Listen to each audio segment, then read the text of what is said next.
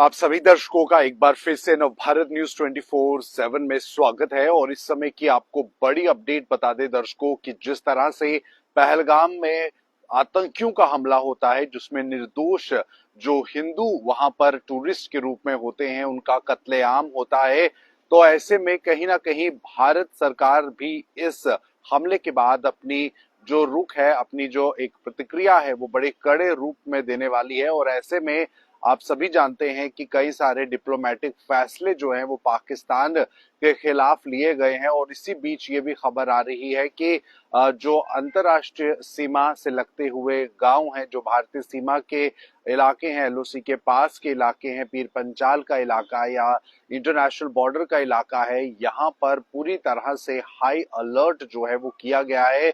और अब जो स्थानीय लोग हैं वो अपने बंकरों को जो है साफ सफाई उसकी कर रहे हैं। और इस तरह का अनुमान लगाया जा सकता है कि कभी भी कोई बड़ी अगर कार्रवाई होती है भारत की तरफ से पाकिस्तान के खिलाफ, तो जो लोग इस समय एलओसी के पास रहते हैं, जिनके अपने गांव हैं, पीर पंचाल का जो इलाका है, चाहे वो कश्मीर डिवीजन हो या जम्मू डिवीजन के अंदर जो इलाके हों, जो कि एलओसी के पास के इलाके, इंटरनेशनल बॉर्डर के पास के गांव हैं, यहाँ पर सबसे पहले अगर दोनों देशों के बीच में, यानी कि अगर क्रॉस बॉर्डर फायरिंग होती है या कोई वॉर लाइक सिचुएशन होती है, तो ऐसे में ये लोग सबसे ज्यादा प्रभावित होते हैं। तो ऐसे में जो बंकर बनाए जाते हैं इंडिविजुअल बेसिस पर या कम्युनिटी बेसिस पर, उन बंकर्स की साफ सफाई जो है वो अब की जा रही है। और जिस तरह के तल्ख इस समय माहौल और तल्ख जो अगर हम कहें तो दोनों देशों के बीच में, पाकिस्तान और हिंदुस्तान के बीच में जो इस समय तल्खी आई है, तल्ख स्वभाव जो बन चुका है, उस पर कहीं ना कहीं देखते हुए तो ये फैसला लिया हुआ है। और जो स्थानीय लोग हैं वो अपने अपने इलाके के बंकरों की समय सफाई जो है वो कर रहे हैं। बहुत समय से इस तरह का माहौल नहीं बना था जब जम्मू कश्मीर के एलओसी के पास के जो गांव हैं, इलाके हैं, जो घर हैं, वो बंकरों का इस्तेमाल करें। बहुत शांति जो है वो थी, लेकिन कहीं ना कहीं बीच बीच में गोलाबारी जो है, क्रॉस बॉर्डर फायरिंग होती रही पाकिस्तान की तरफ से।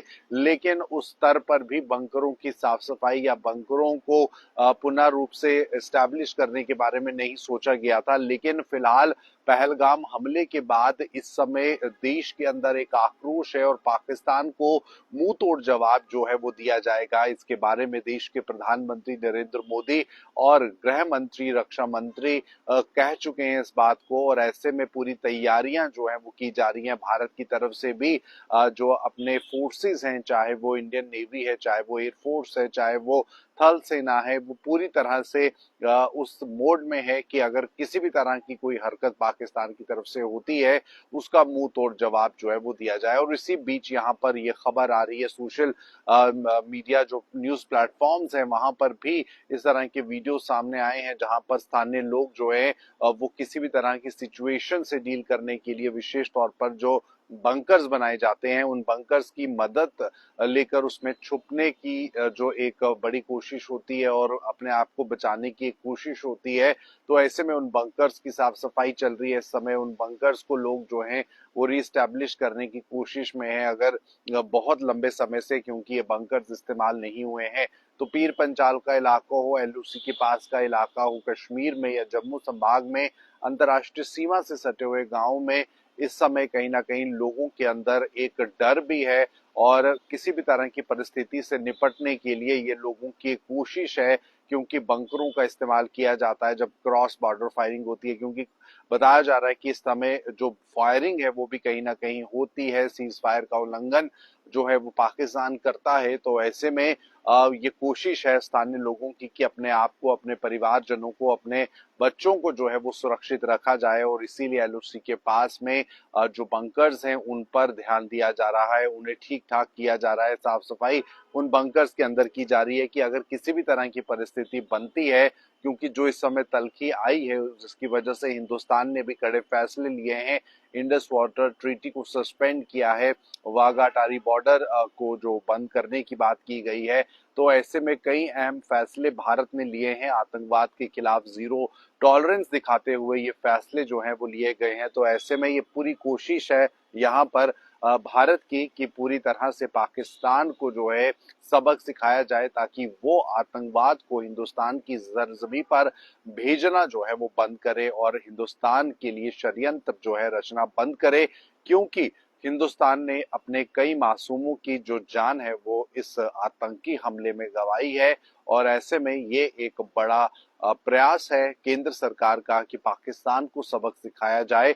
तो ऐसे में इस समय की ये बड़ी जानकारी, जहां पे एलओसी के पास इलाके में जो स्थिति बनी हुई है, जो टेंशन का माहौल इस समय पाकिस्तान और हिंदुस्तान के बीच में है, और सीधे तौर पर एक कड़ा रुख जो है वो हिंदुस्तान ने अपनाया है, हिंदुस्तान सरकार ने अपनाया है। तो ऐसे में पाकिस्तान भी बौखलाया हुआ है और कहीं ना कहीं पाकिस्तान भी अपनी तरफ से कुछ एक्शन जो है वो लेगा, लेकिन उससे पहले जो हमारे जमीन पर, जो हिंदुस्तान की जमीन पर एलओसी के पास के गांव के इलाके हैं और जो अंतर्राष्ट्रीय सीमा से सटे हुए गांव बसे हैं, उनमें जो बंकर्स हैं उनको कहीं ना कहीं महफूज रखने की जरूरत है, क्योंकि भारी जब शेलिंग होती है, गोलाबारी होती है, तो उस गोलाबारी से बचने के लिए जो बंकर्स हैं उनका इस्तेमाल होता है। और फिलहाल अगर हम बात करें तो अमेरिका से भी प्रेसिडेंट डोनाल्ड ट्रंप ने ये कहा है कि भारत और पाकिस्तान के बीच में टेंशन जो है वो बनी रहती है और ऐसे में इस टेंशन पर